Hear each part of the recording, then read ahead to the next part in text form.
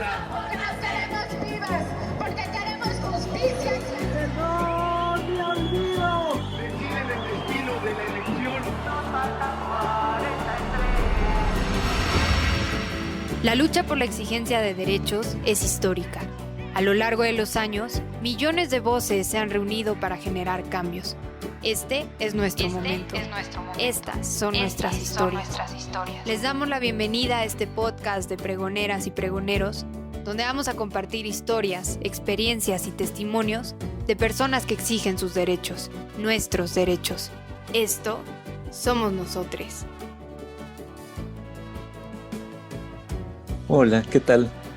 Me da mucha alegría que estemos aquí otra vez reunidos. Esto es Pregoneras, Pregoneros, Pregoneres. Mi nombre es Francisco Landa. Me da mucho gusto de veras que estemos aquí. Este podcast tiene como marco la campaña que falta, que es una campaña política no electoral de nosotros, que en este 2021 busca que nos encontremos, que compartamos experiencias, testimonios, para reflexionar sobre distintos problemas que atravesamos como sociedad y reflexionar sobre qué sociedad queremos ser, porque el Estado somos todos y el poder debemos ser todos también. Aprovecho para invitarles a que chequen nuestras redes sociales y puedan estar al tanto de todas las causas que se están impulsando con este mismo espíritu. En Facebook, Instagram y Twitter nos pueden encontrar como Nosotros MX y en YouTube como Nosotros Movimiento. Recuerden que al escribir nosotros, la tercera O se sustituye por una X. O si lo prefieren, también pueden entrar directamente a nuestra página web www.nosotros.org. Y bueno, se aproxima el 30 de abril, en el que de manera festiva decimos vivan las niñas, vivan los niños, pero desafortunadamente la realidad no es siempre para celebrarse, dado que el acceso de niñas, niños y adolescentes a sus plenos derechos, a su cuidado colectivo, no es tan feliz y no es un motivo de alegría, sino más bien un reto, un gran reto para que podamos trabajar juntas y juntos para que sea realidad lo que está plasmado en nuestras leyes y en tratados internacionales firmados por el país. Para abordar estos temas, desde experiencias diversas y geografías diversas en nuestro país, tenemos hoy dos invitadas de lujo que son Cintia Moncada y también tenemos aquí a Claudia Cuellar. Cuéntenos, por favor, queridas Cintia y Claudia, bienvenidas. Me da mucha alegría que estén aquí con nosotros. ¿Quiénes son ustedes? ¿Qué hacen? Hola, muchas gracias. Yo soy Cintia Moncada, soy coordinadora de Matatena, Asociación Civil. Estamos en Saltillo, Coahuila, y soy egresada LIT también. Muchas gracias. Y mi nombre es Claudia Cuellar, yo soy abogada de formación con especialidad en Derechos Humanos y en Luminas lo que yo hago es investigar específicamente en el tema de infancias y desde hace algunos años con el tema de violencias hacia las infancias. Les propongo que antes de que ustedes me hablen de este tema, escuchemos una pequeña cortinilla, una cápsula, a cargo de Maripina Menéndez, que es otra pregonera como nosotras, ¿no? Que está en temas de infancia y adolescencias, y ella es directora ejecutiva de la organización Save the Children, que es una organización internacional que también tiene acción en México. ¿La escuchamos y regresamos?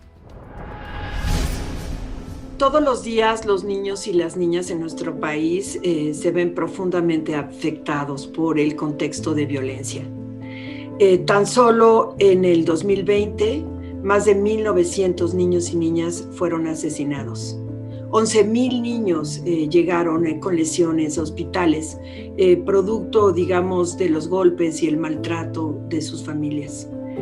5 niños cada día son asesinados en este país y 9 niñas sufren feminicidio cada mes.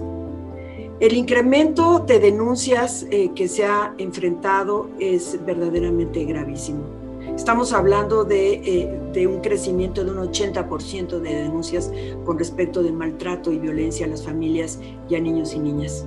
Solamente de enero a noviembre del 2020 se recibieron más de 620,000 llamadas que reportaban sin duda los temas de violencia doméstica, maltrato a las mujeres y por supuesto violencia contra niños y niñas. Un tema y una cifra que me parece cada vez más crítica y más grave es que el 80% de las mujeres menores de 15 años en nuestro país han recibido y han sido afectadas por abuso sexual. La realidad, sin duda, es que estamos planteando un contexto del que mucha gente habla como una situación normalizada.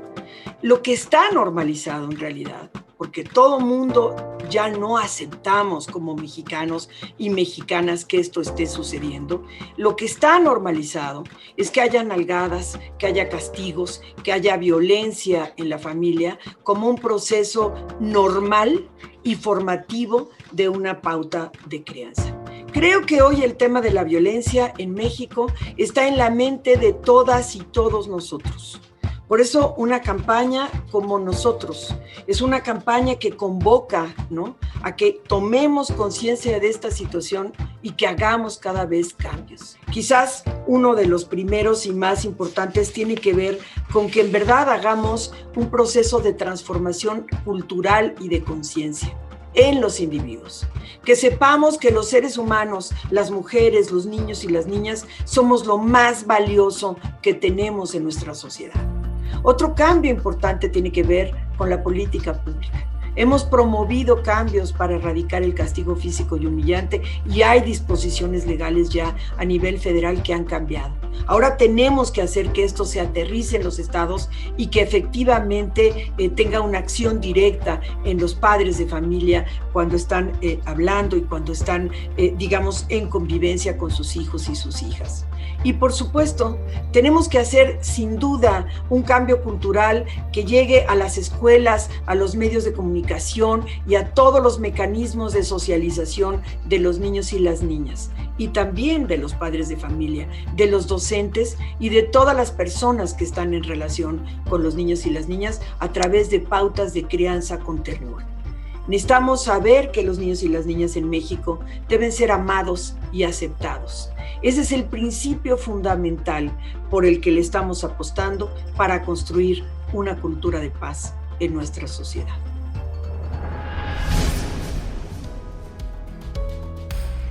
Bueno, pues aquí estamos ya de vuelta después de escuchar a Maripina. Cuéntenme, Clau y Sin, ¿cómo ven este asunto de las violencias contra niños, niñas y adolescentes? Es terrible porque finalmente las violencias no solo se viven en un espacio, sino que, bueno, los podemos encontrar dentro de los hogares, en los espacios de las escuelas, en los espacios en donde también se tiene que acceder a la salud, e incluso el que haya una denuncia o que haya un seguimiento y no haya un acceso a la justicia, esto también es una violencia institucional, ¿no? Entonces, las niñas y los niños pueden vivir estas violencias en diferentes espacios, incluso en el ciberespacio, ¿no? Ahora tú mencionabas hace unos momentos el COVID, cómo esta parte de la pandemia ha venido también a trastocar la vida de los niños, las niñas y los adolescentes. En realidad para muchos de ellos los espacios seguros estaban dentro de las escuelas, en los momentos en los que no estaban en casa y que eran maestros y maestras quienes acompañaban, orientadores. Ellos tenían ese espacio para poder dialogar, para poder interactuar, para poder romper la rutina de casa. ¿Qué es lo que sucede con todo el tema de la contingencia? Los niños y las niñas quedan en casa porque finalmente esa fue la decisión que se tomó desde el sector educativo. Muchas otras personas también, padres, madres, tutores, personas adultas que estaban al cuidado, cuidadores y cuidadoras, quedan sin trabajos o rolan diferentes turnos, y entonces hay un tema ahí de violencias que se desata, ¿no? Incluso hay un aumento, y ahorita nos van a dar más información del embarazo adolescente, ¿no? De cómo ha venido un aumento en este último año de estas temas de violencias. Al menos en San Luis Potosí hubo un aumento muy marcado, y un aumento en las denuncias, pero también en esta parte de las depresiones dentro de las infancias, ¿no? De las tristezas, de los intentos incluso de suicidio o de diferentes mecanismos de defensa que las niñas y los niños utilizan. Y como abogada te comento, muchos muchas personas desde el sector educativo hacían denuncias o canalizaban a los niños y a las niñas para atenciones psicológicas o atenciones jurídicas cuando veían alguna situación. Ahora desde la computadora, desde las clases virtuales, es mucho más difícil detectar situaciones de violencia, sin embargo, también se han detectado, ¿no? Entonces, ahí hay un tema muy, muy complejo y que sí, definitivamente ha habido un aumento en las violencias dentro del hogar y que tenemos que pensar en diferentes estrategias para poder escuchar a las niñas y a los niños que han quedado en estos espacios que no son espacios seguros. Porque justamente esa es una búsqueda, ¿no? Que los espacios donde estén sean espacios seguros, sean espacios en donde ellos puedan estar libres de violencia. No sé, es ambiguo, ¿no? Es ambivalente, como al mismo tiempo la escuela ahora se lanza su mirada sobre la intimidad del hogar y se hacen transparentes, se pueden ver cosas que no se verían estando los niños en la escuela, pero al mismo tiempo los maestros no tienen este uno a uno con los chicos como para hablar en confianza con ellos y recibir los relatos de esas violencias, ¿no? ¿Qué se te ocurre, Cintia, con todo esto que estamos platicando? Una de las anécdotas que tengo con respecto a la pandemia, los niños, voy a una tienda de conveniencia y entonces la encargada dice, entra una persona con su hijo y entonces se espanta y dice, no, el niño no puede entrar, no, eso está muy penado por la ley, que no entre. A mí entre que me dio risa en un inicio, pero me asustó y me preocupó, porque cómo se han convertido los niños en una especie, las niñas y los niños en una especie de ser, pues hasta indeseable por muchas de las restricciones que comenzaron con la pandemia.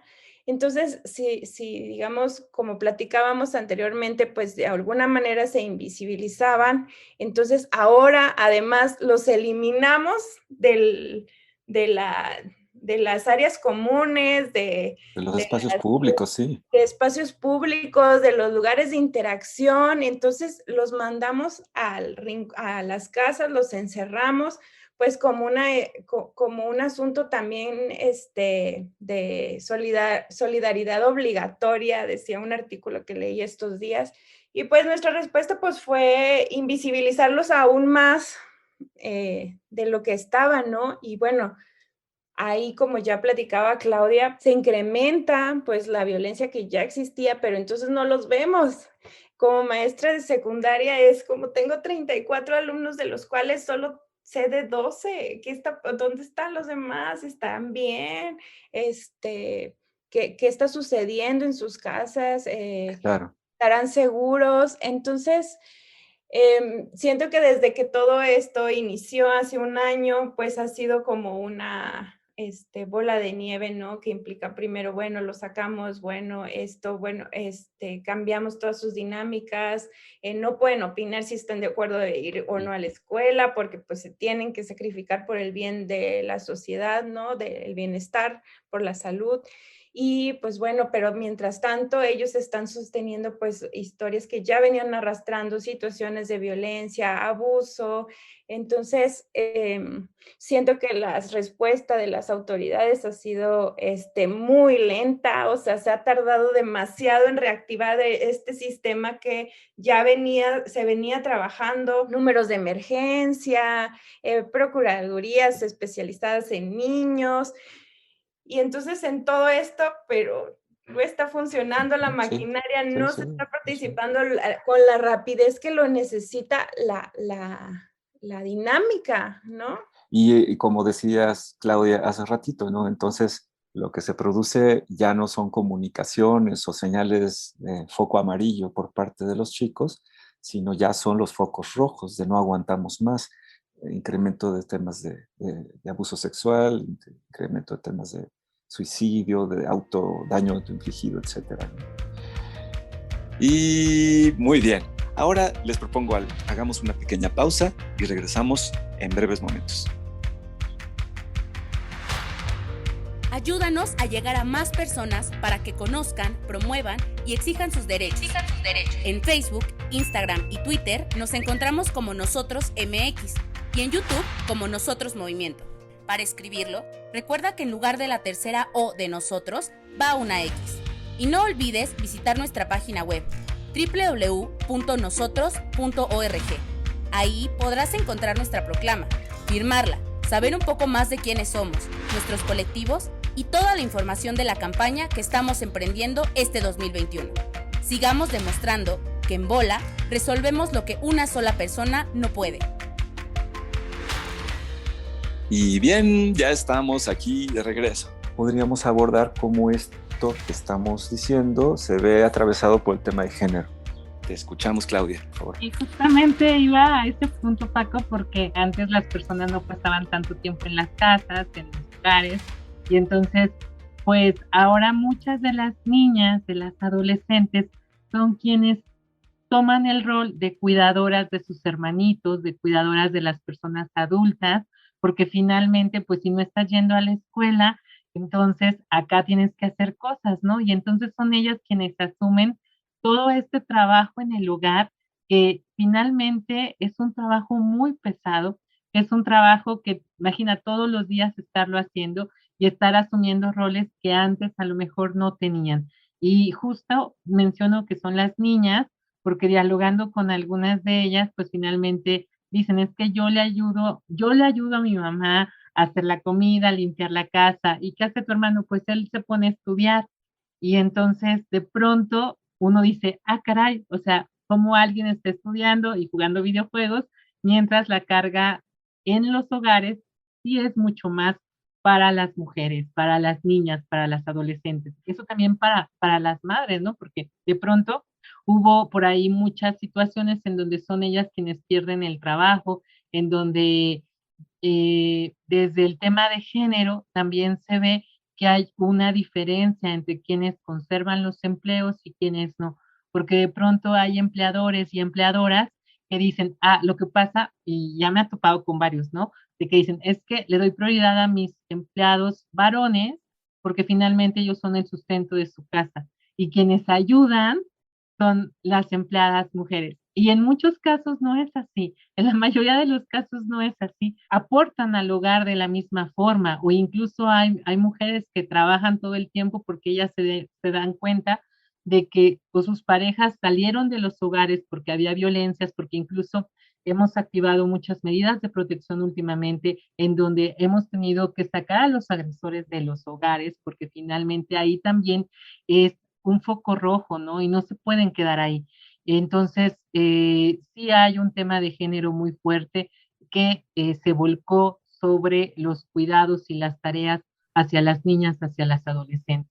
Y entonces ahí hay algo que se tiene que rescatar y es el diálogo, y es esta crianza sin violencia, y es este pensar en que la vida de ella tiene que estar también libre de todas estas situaciones que ya Cintia nos comentaba, se viven en los hogares y que finalmente, como tú dijiste hace rato, muchas de las veces hay violencias sexuales que si bien venían viviéndose desde antes, se recrudecen con este tema de la contingencia porque estamos más tiempo en el hogar, más tiempo conviviendo, más tiempo con el agresor o los agresores, y esto es algo que ha impactado muchísimo. Entonces, pues sí hay definitivamente un tema ahí de género. Bueno, continúo prácticamente en el tema que se queda Claudia, que es el tema de la violencia sexual, y eso es otro de los aspectos que afecta en particular a las niñas y adolescentes, desafortunadamente.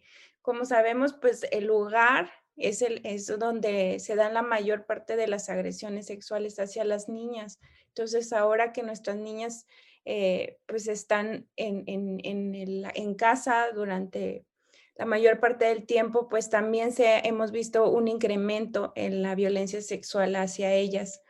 Y el tema en particular con las niñas y adolescentes también pues tiene que ver con los embarazos, que pues ya seguramente vamos a tener ya pronto en estas semanas ya las estadísticas finales de los embarazos adolescentes, de los embarazos infantiles y adolescentes el año de la pandemia, pero ya las proyecciones pues son un incremento en las estadísticas. Entonces, es muy preocupante que nuestras niñas y adolescentes pues están conviviendo con los agresores, como mencionábamos también antes, pues no hay una manera en que ellas puedan pedir ayuda, el acceso a la información sexual y reproductiva que muchas veces tenían en las escuelas o en los centros educativos o los centros de apoyo de extraescolares, pues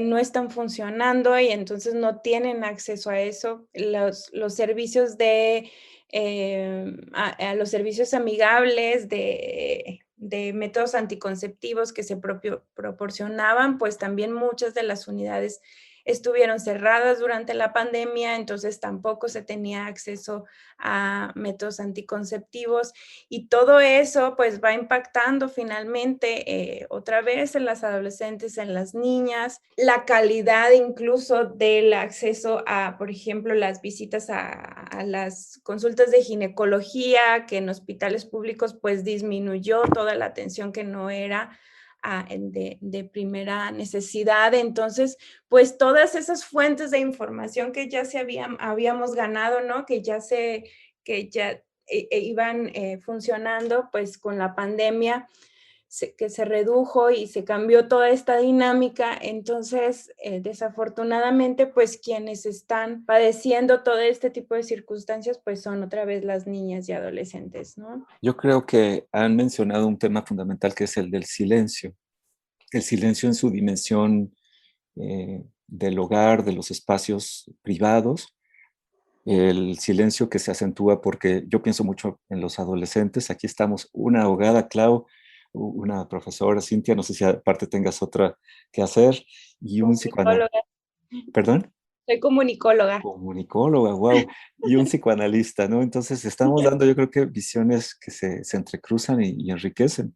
Yo lo que les puedo decir es que con los adolescentes en particular he visto que esto que ustedes mencionan del silencio, la violencia que se puede acentuar en el hogar y que se vuelve más invisible todavía de lo que ya era, sumada a que los chicos no tienen ese espacio escolar en el que hablar con los de su edad, entre ellos se apoyan, se comunican, se cuentan los secretos, se respaldan fuertemente, y eso ahora no lo tienen y los veo muy solos a los chicos. Pero les quería decir, este tema del silencio en los espacios privados, Cintia, hace rato tú dijiste algo que quisiera retomar para abordarlo en esta parte final de esta conversación, que les agradezco mucho. Es el silencio del Estado. Un Estado que no ha tomado la palabra y los espacios públicos y la capacidad de difusión para que estos temas, que son los de todos los días, los que producen sufrimiento, los que producen conflicto, sean abordados en la arena pública. Para terminar, quisiera que abordáramos este tema, no solo el asunto gubernamental y del Estado, sino el de la corresponsabilidad. ¿Qué se puede hacer? ¿Qué está en nuestras manos? Claro, híjole, no solo el silencio, sino también que se avientan la bolita uno a otro y no asumen la responsabilidad que les corresponde. Y van a preguntar, ¿y dónde está? Bueno, es que hay leyes, hay toda una estructura, ¿no? Esto que tú mencionabas, te comento, aquí en San Luis Potosí existe el protocolo de actuación para dependencias que tienen niñas, niños y adolescentes, y este fue publicado justamente en febrero del 2019. Si tú me preguntas, oye, ¿y funciona? Yo te voy a decir técnicamente el protocolo, lo que dice es que tienes que ir a la PEPENA, la Procuraduría de Protección de Niñas, Niños y Adolescentes, quien tiene que resolver las cosas. Y no es así como funciona, ¿no? No es únicamente la Procuraduría la que lo tiene que hacer, sino que también si detecta un delito tendría que ir a la Fiscalía de Delitos Sexuales. Y entonces ahí hay un tema, porque en una investigación que hicimos hace algunos años aquí en San Luis vimos que la Procuraduría recibía cerca de 7,000 denuncias anuales y de esas menos de 2,000 pasaban a la Fiscalía para ser investigadas o por violencia familiar o por violencia sexual o incluso por violaciones. Y de esas, cuando ya se iba integrando la carpeta de investigación que tiene que ver con reunir todos esos elementos, reunir las pruebas, buscar esa reparación del daño, entraba a la parte, se judicializaban muy poquitas, menos de 300. Y después de eso únicamente 50 llegaban a una resolución, a una sentencia, a una reparación del daño. Y entonces todos esos detalles nos hacían concluir que si pensábamos en una reparación del daño de todos los niños y las niñas y adolescentes que vivían violencia, estamos hablando que el 9% de un niño o una niña que era agredido llegaba hasta ese punto de un proceso jurídico. Y entonces estamos hablando de técnicamente nada. Y lo que se tiene que hacer es la prevención. Y tiene que entrarle Secretaría de Educación y tiene que entrarle Secretaría de Salud. Y sería, en este caso, pues la CIPINA, que se supone que es el sistema que estaba existiendo, quien tendría que ir marcando la pauta de la política pública. Acá en San Luis, en los municipios, la mayoría de las personas, incluso de los funcionarios públicos, confundía la CIPINA con las procuradurías de protección y entonces de pronto la misma persona ocupaba las dos figuras cuando una figura era totalmente del DIF y la otra de la administración municipal y tenían funciones totalmente diferentes. Una de procurar la justicia, acompañar y buscar el interés superior del menor en el centro y la otra tenía que ver con que la política pública tuviera una perspectiva de infancia y esa parte no se hace. Y entonces desde ahí como sociedad civil es que tenemos que ir empujando, visibilizando, señalando, nombrando, acompañando y finalmente, por ejemplo, ahora durante la contingencia, lamentablemente nos ha tocado acompañar a varias adolescentes que han sido víctimas de violaciones, pues lo que nosotros rescatamos es que ellas tienen que estar informadas. La información es poder y la información está al centro y tienen que saber a dónde acudir, a quién llamar, quiénes son las redes, cómo hacer red, cómo ir en esta bola de la que nos hablan desde nosotros, en esta bola de acompañarnos, de ir accionando, de ir visibilizando y de no soltarnos. Pues esa sería la apuesta, ¿no? Accionar, acompañarnos, ubicarnos como actores y actoras de esto y acompañar a las infancias y que los niños y las niñas sepan a dónde voltear y que haya adultas y adultos que estamos dispuestos no únicamente a escucharles, sino que sus voces realmente sean plasmadas en algo que los ponga a vivir realmente libres de violencia, ¿no? Por infancias libres de violencia. Cintia, ¿con qué cerrarías? Bueno, pues sí, de hecho, como comenta Clau, pues tenemos, recientemente en Matatena, pues revisábamos precisamente el marco normativo que existe en Coahuila con respecto a la protección de las niñas, niños y adolescentes.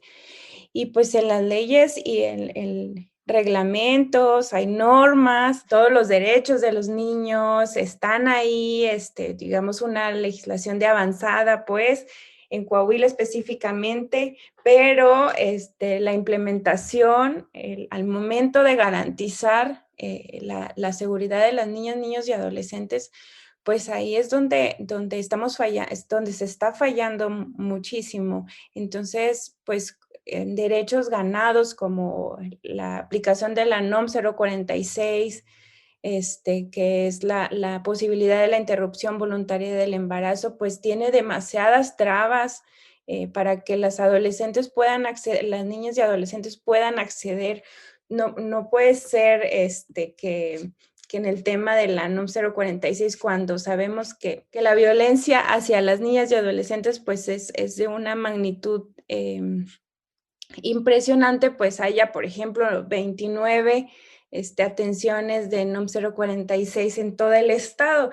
Entonces, pues al momento de aplicar, al momento de accionar todo ese sistema que ya está ahí, que está en las leyes y que está en las instituciones, ya se establecieron, ya existen, está fallando muchísimo el Estado como comenta Claudia. Entonces, creo que pues a la sociedad civil pues nos toca estar ahí, dando seguimiento, exigiendo que se cumplan eso que ya existe, que está, que hay recursos, hay un presupuesto destinado para eso, para que al final no se pierda en toda la burocracia y en todo la falta de coordinación, porque esa es otra cosa muy importante en el tema de las niñas, niños y adolescentes. Implican muchas instancias de gobierno. Hay un instituto de la mujer, hay uno de la juventud, hay una que protege a los niños, un DIF, una procuraduría, pero pues también hemos visto que hay mucha falta de coordinación entre ellos, ¿no? Entonces, pues luego se repiten y lo mandan aquí, se va allá y se pierden, al final muchas veces se dan por vencidos y dejan de insistir en la búsqueda o en la garantía y se quedan en la indefensión total precisamente por la falta de coordinación que existe entre las dependencias, ¿no? En Matatena, pues esperamos que podamos sumar a visibilizar este tipo de situaciones, que el hecho del informe en el que estamos ahorita en este momento ya por presentar, pues que pueda ayudar también en ese sentido, a evidenciar este tipo de ausencias que existen, la falta de coordinación, la falta de aplicación de los derechos que están ahí, que ya están ganados, que hay normas, que hay procedimientos para que las niñas niños y adolescentes pues accedan a sus derechos, pues realmente lleguen a donde tienen que llegar, que se acceda a la justicia. Y pues el tema de la prevención, que es otro tema también ausente y que pues ni siquiera tengamos que estar hablando de que se haga justicia, sino simplemente que las niñas, niños y adolescentes pues puedan vivir en un ambiente libre de violencia, en donde puedan desarrollarse plenamente, en donde tengan todas las posibilidades de vivir una vida feliz, tranquila y en pleno desarrollo de sus derechos, ¿no? Sí, puedan jugar, soñar, desear y ser acompañados. Pregoneras Cintia y Claudia, esta conversación tiene un continuará porque son muchísimos temas, pero por ahora les agradezco muchísimo porque nos han dado miradas panorámicas y reflexiones súper valiosas. Gracias por contribuir a que más personas conozcan, promuevan y exijan sus derechos y en este caso integren a sus vidas el tema de los derechos de niñas, niños y adolescentes. A quienes nos escuchan, nos encontramos en la siguiente edición de Pregoneras, este podcast que acompaña la campaña política de nosotros en 2021, la campaña que falta. No olviden echarle un ojo a nuestras redes sociales y sobre todo visitar nuestra página web www.nosotros.org. La tercera O de nosotros se sustituye por una X, para que puedan leer y firmar esta proclama que encontrarán entrando a la página. De este modo podrán sumarse y formar parte de este gran movimiento. Gracias, Clau, gracias, Cintia, de todo corazón. Nos vemos muy pronto. Gracias. Bien. Este fue el podcast de nosotros, nosotras, nosotres, de las pregoneras y pregoneros con quienes nos organizamos en una campaña continua para exigir nuestros derechos. No olvides estar al pendiente de nuestras redes sociales en Facebook, Instagram, Twitter y YouTube. Y recuerda que nuestro podcast está disponible en Spotify, Apple, Google o donde prefieras escucharnos. Si nuestras voces te gustan, ayúdanos compartiendo el contenido que creamos para que más personas conozcan, promuevan y exijan sus derechos. En Bola resolvemos lo que una sola persona no puede.